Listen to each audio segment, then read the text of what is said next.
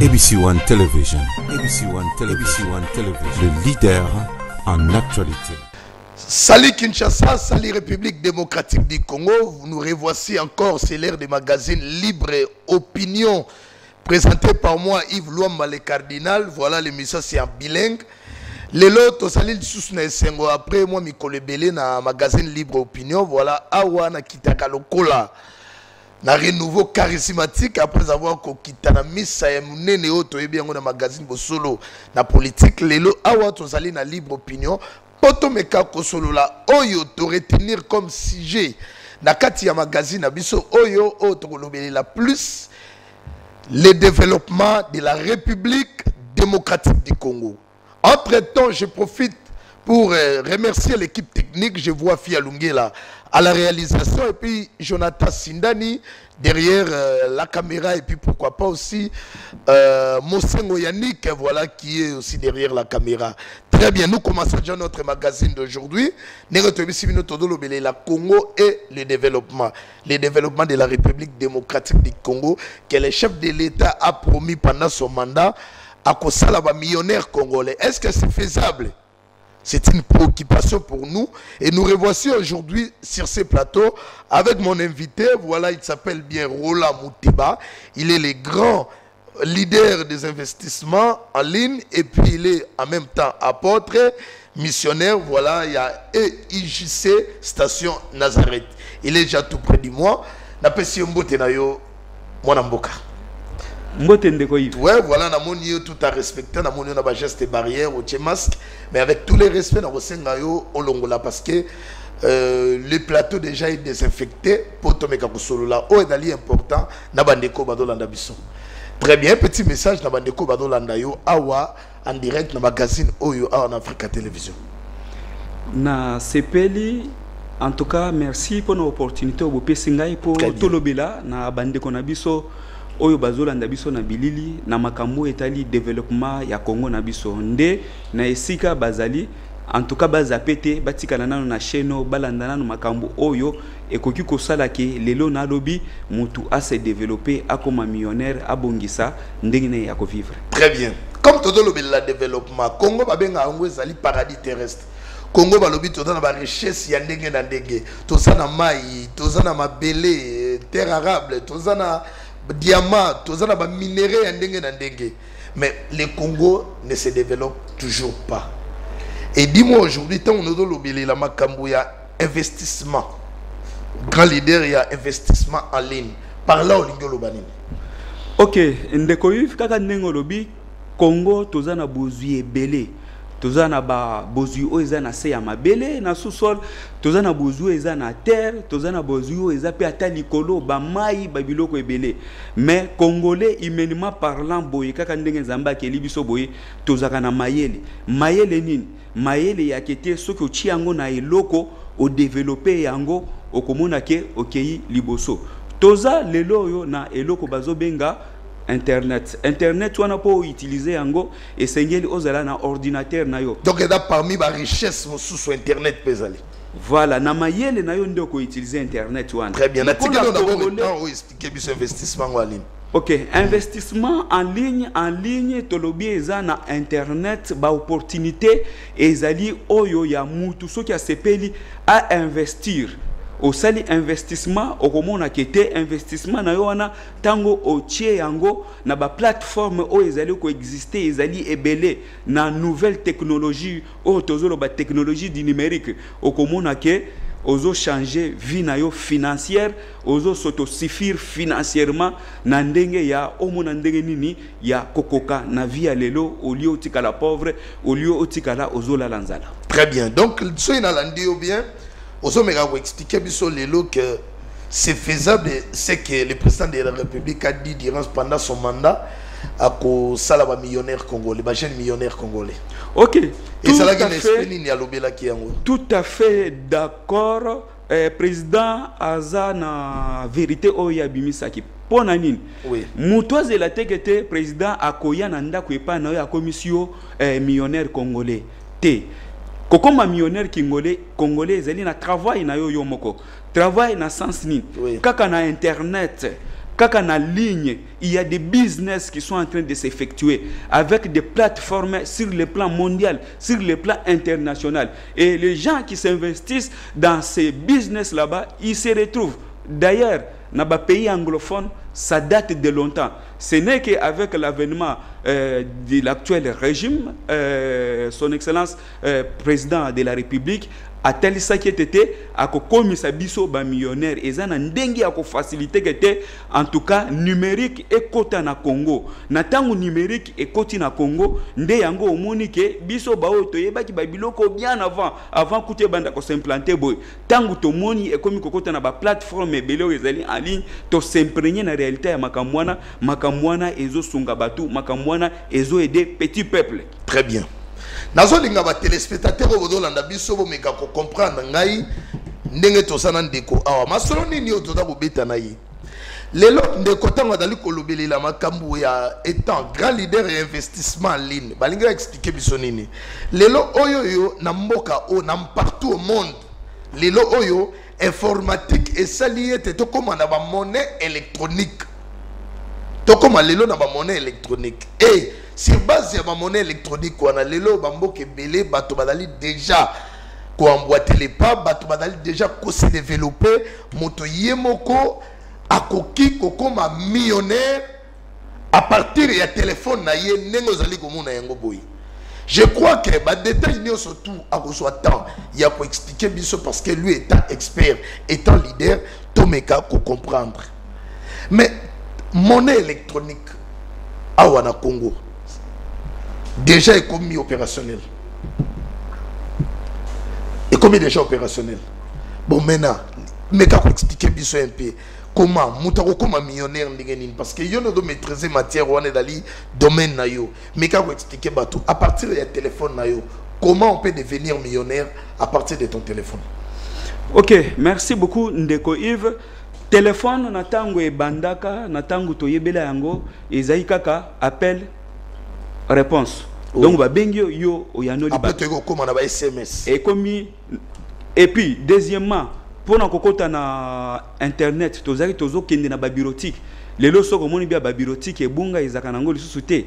Siko téléphone toza nango et comment à partir kaka ya téléphone soki na activer ba données mobile na ngai na koti na internet tango na kokota na internet naza branché na monde mobimba na wikozala na événement moko ezo lekawa après kaka 2 minutes na filmer yango na bwaki yango na ligne ale monde mobimba ti na Éthiopie ti na Canada baebi yango il en est de même avec business en ligne ndenge tozo sala à partir ya téléphone na yo téléphone ndenge koma boye et koma déjà banque mobile je vais illustrer cela pourtant ngozolo ba monnaie numérique batu bakozala na kozanga koyeba tango zaka na mbongo no na M-Pesa tango zaka na mbongo na Orange Money et zaka déjà monnaie numérique so ko yebité. C'est pour te dire que le téléphone c'est pas seulement un instrument d'appel et de réponse, le téléphone est devenu une banque mobile avec en tout cas laquelle cette banque je peux avoir ça en mon à ma poche et je me promène avec de l'argent dans mon téléphone avec la monnaie numérique. Nde yo zaka na mbongo M-Pesa, ngape na zaka na mbongo ya Orange Money. C'est ça ce qu'on appelle quoi? La banque mobile qui est votre téléphone. Très bien. Bon maintenant comment exploiter? Nazo lingasko bana kolakisa moto ba avantage na yango, ba bien fondé na yango comment? Na dingi peno za like o meka ko éclairer biso voilà dans indépendance ni surtout on vous laisse le temps. OK. Tango tozolo ba ke téléphone eza banque mobile c'est pour signifier que non nakoki kozala naza na mbongo na ngai na téléphone na ngai oyo po na yeba eza na identité na ngai ezali na mot de passe na ngai na biloko nyonso nakoki kofongola na moni yango. Si je vais aller récupérer cet argent quelque part, je peux aller récupérer ça.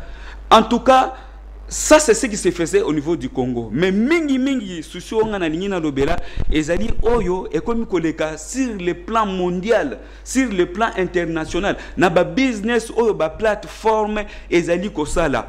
En tout cas, il y a des plateformes sur les lignes qui ont en tout cas mis en place des business pour investir na ba pétrole, pour investir na crypto-monnaie, pour investir ata na or. Une fois que tu te fais enregistrer na ba plateforme wana, en tout cas ndeko nangai, au comité actionnaire, au comité investisseur. C'est comme dans le sens que au moni na Congo biso tangu tozokola tobandomo na kaka ba mama azokende ko bwaka carte na boutique na ye.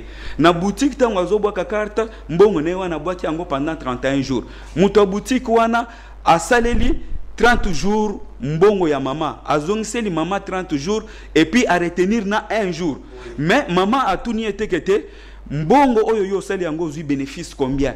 Maman a zui kaka mais ye mutuana en tout cas akati na mbongo ya 1 jour. Mais pour le moment, avec l'évolution de la technologie dans le numérique, il y a des opportunités d'affaires qui sont en ligne. Une fois que vous investissez, tant que vous allez investir wana mbongo na yo wana ezali ko kendi na komata, ezali ko kendi na komata baza ko futa yo yango à partir kaka ya numérique, à partir kaka ya investissement na crypto-monnaie. Ezatekete okende ko pesa ngo ndeko o ya boutique oyebi ke kotisi bénéfice ndenge nini te ezali eza na ba plateforme soko koti na internet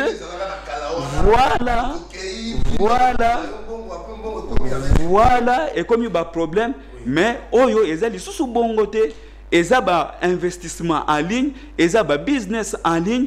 En tout cas, il y a des plateformes sérieuses. Une fois que vous investissez, votre argent là est au bungate ozana portefeuille na yo numérique ozali komona mbongo no ndenge ezali komata chaque moment soko lingi o retirer yango oko retirer yango na virement bancaire ata na ba carte ndenge nyoso ndenge olingi sans problème nde eloko yo toleki mukolo lelo na magazine na yo Congo Développement de sorte que na lakisa bandeko nyoso ya Congo ke na mayelo nzambe apesa biso téléphone ezali instrument ya ozala nango kaka na WhatsApp pona kosala makambu ya kolekisa ta na kofingana na ba sextape oza na Facebook eloko ozo sala ezo produire yo ata eloko te tokomi na moment oyo à partir ya téléphone soki okoti kaka na internet eza na ba plateforme oyo biso toyebi oyo ezali kosala business malamu na kati na kosala yango ndeko nanga mosolo nyonso oyo yo kotia ekokende pamba te ekobanda kofuta ekobanda ko rémunérer yo ça dépend ndenge ba pourcentage ezali conclu suivant montant yo kotia ou bien montant oyo okotia et beaucoup plus ezali kokende na kovanda à partir ya monnaie oyo tobengi monnaie numérique monnaie électronique oyo monde mobimba batu bazali ko investir pe bazali ko sala makambo. Le président a dit qu'il va faire les millionnaires congolais, les jeunes de demain. Ce n'est pas que le président a koya et pas inayo, ou bien a kobenga ba mindele ba kosala entreprise moko oyo et kobanda ko futa mutu $1 million. Nil place un salarié à comment un travailleur à comment millionnaire dans le monde à Tawapi. Mais les gens qui deviennent des millionnaires, ce sont les gens qui investissent, qui deviennent des partenaires des entreprises qui lancent les marchés en ligne, les business en ligne. Tango Sali Yango et en crypto-monnaie, les gens se retrouvent. Il ne manque pas mbongo ya loyer, il ne manque pas lobby, il y a loyer kuteza muke, il y a kokoma millionnaire congolais na idée oyo président Alobaki. Ce qui est président Alobaki bongo atako ba entreprise ekoya aucune entreprise dans le monde de kofuta mutu mbongo ya ebele même ata na poto ba futaka mutu $1 million te mais zakaka mayelo président bimisaki et puis na ba discours na ya telisaki que non investissez dans le numérique c'est une nouvelle technologie oyo et banda et comment peut ko vendre pe pa na biso. Très bien. Les jeunes qui maîtrisent cela comme nous autres, nous avons investi et quand nous investissons, je crois lobby batu bakomona ndenge nini tokozala le susu batu ya kokende kaka na stade des martyrs pour na ko discuter makambo match te. Na boye tokende na match te, c'est un loisir. Il faut tous se divertir. Tokozala kaka ba jeune oyo tokozala kaka na ba quartier na ba kuluna te. Tokozala kaka ba delinquant na téléphone te pour na ko publier ba biloko ya bosoto ezali côté ya batu te. Tokozala quand j'ai mon téléphone, en tout cas, je suis en train de faire des algorithmes na internet nazo tela que te mbongo ndenge na chi yango entreprise ko rémunérer nga ndenge nini par jour et par mois na kozela na budget nini mbona kosala yango nini. C'est ça ce qui peut même booster le développement, même l'économie de notre pays na liboso na idée excellence président de la République Atalisa Kipe Alobaki. Merci beaucoup monsieur Roland Moutiba to da évoluer na yo awa. Donc nanenga na landio bien lelo yo ole moto okay yo zimbongo na yo okay ko tia na carte okay ko tia na bindo pe kalamela batu mbongo makamango ndenge leka. Donc aujourd'hui okay okoki ko investir à partir ya ba plateforme les lois aux ezali en ligne yo pour comme investisseur. Très bien. Mbongo na o kotia mais yo pour gagner bénéfice. Bon maintenant on reçoit un wapi parce que plateforme on ezali na mboka ya bapaya yo moni yango en ligne et là on nous garantir yo comment tu vas bénéficier. OK, merci beaucoup. Nazo zongana nusima na mboka na biso tozaki na babiloko du genre bindo du genre nguma. Oui. Ce que vérifier malamu bindo abanda ko sanini nguma abanda ko sa musalani, je ne pense pas. Mais na ba plateforme en ligne, oui. Ce qui okoti d'ailleurs au komona nanu kete eloko eza ya solo bien na boite en ligne eza na ba anarque ba escroc bazali. Oui. Mais tango zokota en ligne plateforme entreprise société o ezo lancé en tout cas business ezali okoyoka ke fondateur nango azali et puis baza implanté quelque part et puis baza na expérience ya vie. Tango koti au certifié que te plateforme o ezali malamu ali OK ko investir ozo investir mbongo no api ozali ko investir à partir ya monnaie numérique ndenge tozali koloba monnaie numérique entre autres crypto-monnaie eza mbongo oyo ebimi sika mbongo oyo ezali ebimi depuis 2009 mais ezui quand même mouvement na yango na événement ya actuelle magistrature ndenge numéro 1 yemoko ya mboka alobaki kete ako permettre numérique esala nde ebandi ko sala à partir ya numérique wana eza na ba transaction bancaire ezali ko salema entre monnaie numérique na ba investissement autozali kotia et revenu na yo nyonso baza kozongisela yo yango sans problème. Oui. Il n'y a rien de la congolité en tout cela. Il n'y a rien de la quinoiserie en tout cela. Ceux qui sont en train de douter, ezali ba doute moko e ko faire avancer nazoloba ndeko yango tango bengi singa ya tukana dutaki te pona ya awa nalobaki naya nalobela ndeko nanga nyonso congolais ayeba que en tout cas tokozela tekete man ekwe na lola ou bien ba créer entreprise oyo ekobanda kofuta biso ba millions de congolais. On devient millionnaire, on devient riche en étant actionnaire dans une entreprise. Il y a des entreprises dans le monde qui traitent l'or, qui traite bazo sala musala ya pétrole, bazo sala ba business en crypto-monnaie. Dès que vous investissez, en tout cas, on vous rémunère. On vous rémunère comment?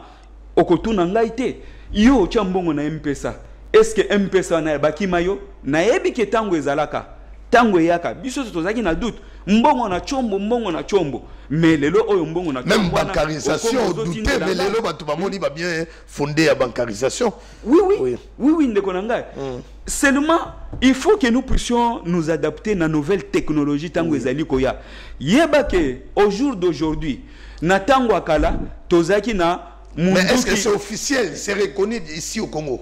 Bon, crypto-monnaie est nango officialité, mais naïbika qui est na niveau à gouvernement nabiso, même à tabandeko nabiso à banque centrale, bazako kende na kobunda, pour ba mona ndenge nini ba ko légaliser monnaie wana, mais sur le plan mondial, en tout cas, ils ont déjà en gestation. C'est pourquoi on le fait en ligne, on le fait sur internet et il n'y a pas moyen d'arrêter cela. C'est pourquoi Nazali Peko Senga naba autorité nabiso et beaucoup plus nazo s'adresser na conseil spécial en matière du numérique. Il y a présidence de la République mon aîné Dominique Migisha. Il est le conseil spécial en matière du numérique. Pourquoi la présidence là-bas on a nommé un homme qui est chargé des numériques, de la numérisation. C'est parce que c'est une nouvelle technologie. Une fois que les Congolais s'imprègnent en grand pourcentage en cette réalité-là, les gens vont se retrouver. Les gens ne vont plus, en tout cas, rester dans la léthargie à côté, to vanda, to zela gouvernement, to ça la boye. Non. Investissez. Prenez-vous. Kota na biloko wana, il y a des bonnes plateformes. Et ça na ba certificat d'incorporation na ba mboka mususu oyo bazana ba sécurité entre autres ba CIA bandimi bango ba FBI bandimi bango mais lelo baya na Congo na biso to tuna na kete est-ce que baza eza légal est-ce que eza officiel. En tout cas, et c'est comme un monde, batoazo ça l'affaire. Le fait que biso tozo sale la yangote, nde tozo zonga na sima. Mais na bamboka mususu okomona bakoma na monnaie numérique, bazana ba monnaie fiduciaire, ba billet o ezeli ko exister, ba billet classique et c'est ce qui fait le développement du pays. Très bien. Mais nous restons dans l'archaïque kaka ndenge ezaki na tango akala ya kete faut que zala kaka na munduki oyo ya kobeta boy ou bien ya flèche ya boy.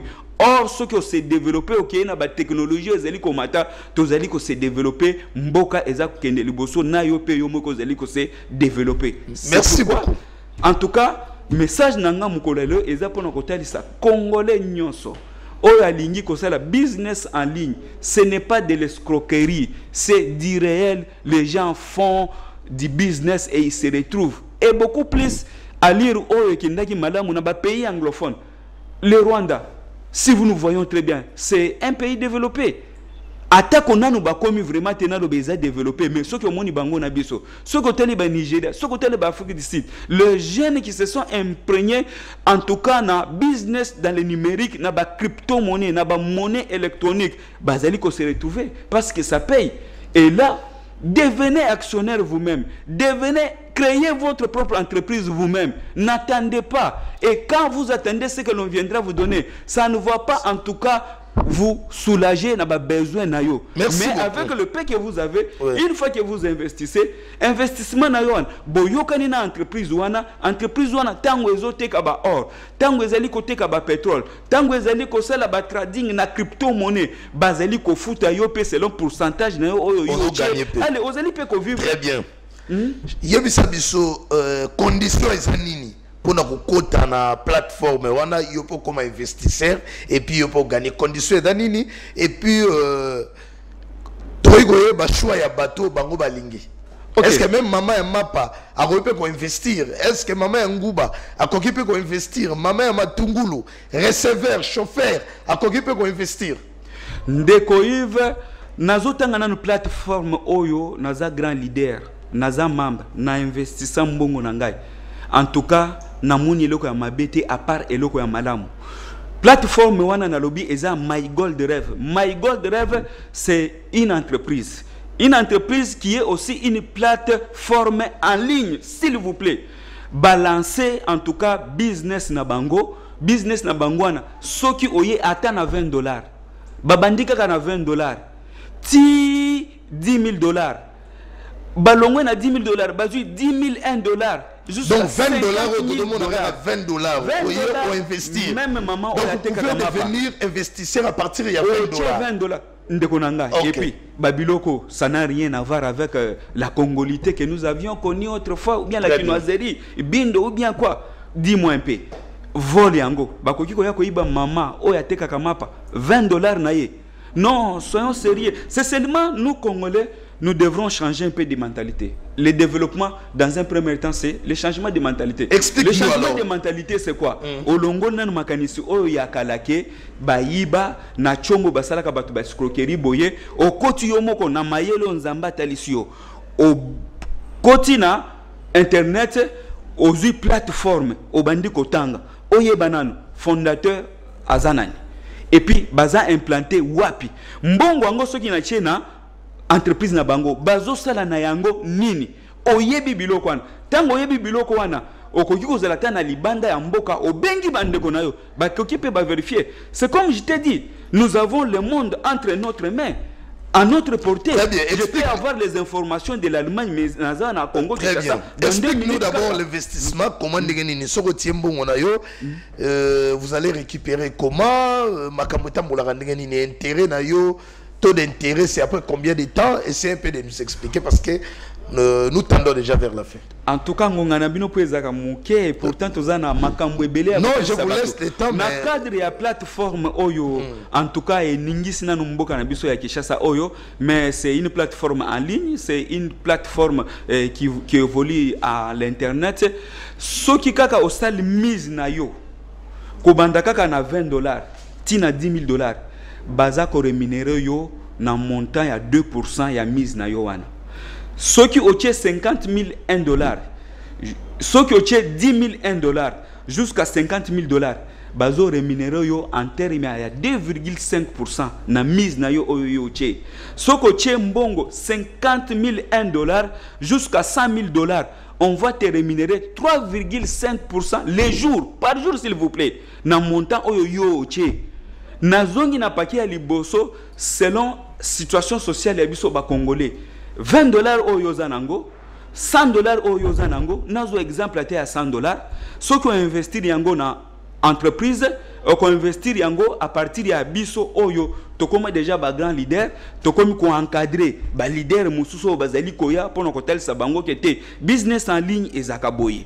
Business oyo soko pesi mbongo na yo boye. En tout cas, tu peux investir yango na crypto-monnaie. Crypto-monnaie, ezali monnaie oyo et mona na kalokola ba papier boete kete okende na boulangerie oso manango li pate. Ezali nde monnaie numérique. Okay. Yango eza géré à partir ya blockchain. Blockchain ezali plateforme oyo ezali ko gérer ba transaction monétaire nyonso en crypto-monnaie. Il y a des formations qui ont été liées dans ce pays. Oyo tokenda to tangi to vandisi yango nde tozali kotalisa bandeko na biso kete mbongo na yo wana toko kende to investir yango à partir ya monnaie électronique to transformer yango parce que y a déjà une valeur entre mbongo ya dollar na mbongo ya Bitcoin. Bitcoin moko eza na valeur boye ya dollar. Tangu yo pesi mbongo ya dollar. Tokei, to sombeli yo mbongo ya crypto-monnaie. To investir yango. Ekei epa ya entreprise wana na bourse directement. Et bandi ko travailler. Et les jours s'il vous plaît. Baza ko futa yo. Selon musala o entreprise wana. Ezui mbongo na ezeli ko tia yo. Na ko somba or par exemple. Na ko somba pétrole. C'est du business. C'est du réel. Et ça paye. Au lieu à ko vanda maboko. Allez au lobby kete. Ba entreprise de koya. E koya mukonini. Et le président et nous efforçons-nous pour nous aider mboka o kende liboso. Très bien.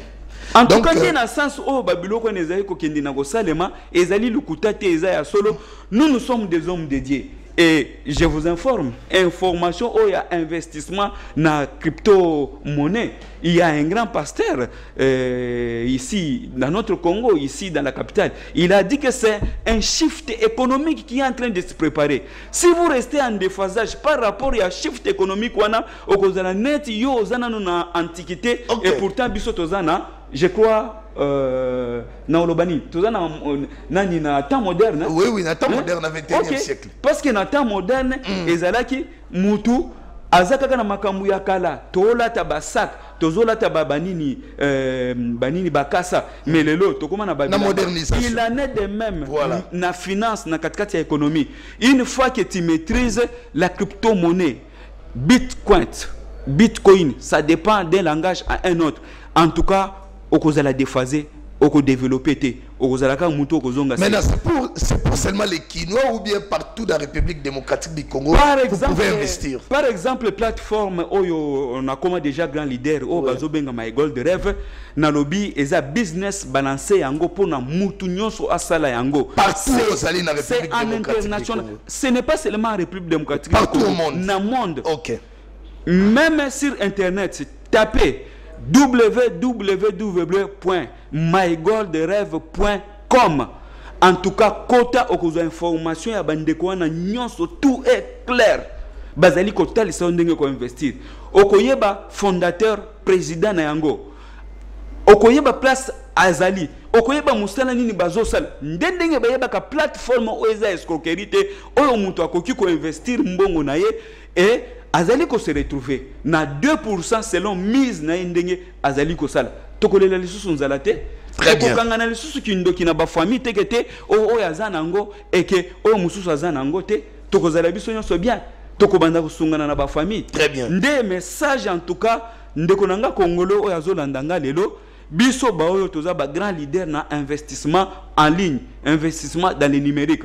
Tozo encadré ba leader mususu bazali koya, bazali koyeba, bazali koyeba ko vendre sa business ndenge zo salema en ligne. Et tango bazo salango baza ko se retrouver sans problème et Mutuna Mutu azo tiré sa part makambozo kende liboso. Merci beaucoup Roland Mouteba, voilà grand leader des investissements en ligne. Voilà, je suis très content.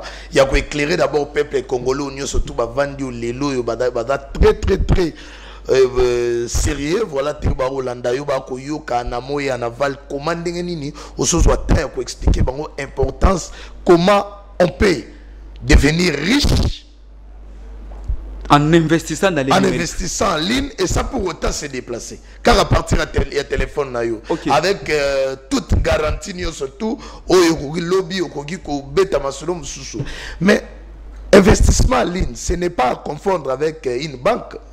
Non, ndeko Yves.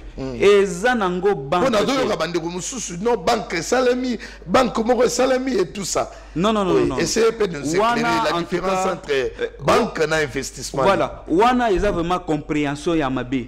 Même investissement tangu tozo ya kolobela moto. Ça se comprend. Oui. Vous devenez en ayant votre capital, vous l'investissez dans une entreprise. Oui. Les entreprises qui existent partout dans le monde. Quand vous investissez, vous devenez partenaire de cette entreprise. Vous devenez actionnaire. Vous achetez des actions de cette entreprise. Après un délai, on vous rembourse. Voilà. Les actions, en tout cas, mbongo nayo ezo kende nako permettre entreprise et kende nako développer parce que au comme partenaire. Et dans le délai. Oye na mbongo na bango. Et dans le délai, oui, et dans le délai, il y a 80 jours, il y a 100 jours, il y a montant ndenge en tout cas, beaucoup signé en tout cas parce que quand vous adhérez, on vous offre même un certificat d'enregistrement. On vous octroie à partir de quand il y a téléphone. Et puis pourcentage na odo mona ngona téléphone na odo. Pourcentage na yo ozali komona ngona téléphone ndenge zali komata. Et puis mbongo na yo na ezo mata. On retire yango sans problème. Même en crypto-monnaie, même en dollars, même en paiement carte Visa ou bien carte bleue. Ba banque nyonso tozaka oeza banque ya solo oeza banque madame en tout cas bakopéraka mondialement na ba virement bancaire bakotindelo mbongo na yo wana parce que soko za nango besoin tu pars retirer sans problème.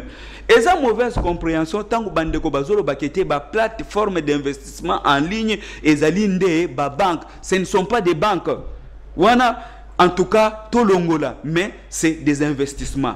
Vous amenez votre capital, vous investissez. Une fois que vous investissez, votre capital procure des bénéfices. Et ces bénéfices vous sont rendus en tout moment et en n'importe quelle monnaie qui existe dans le monde, sans problème, sans difficulté. Très bien.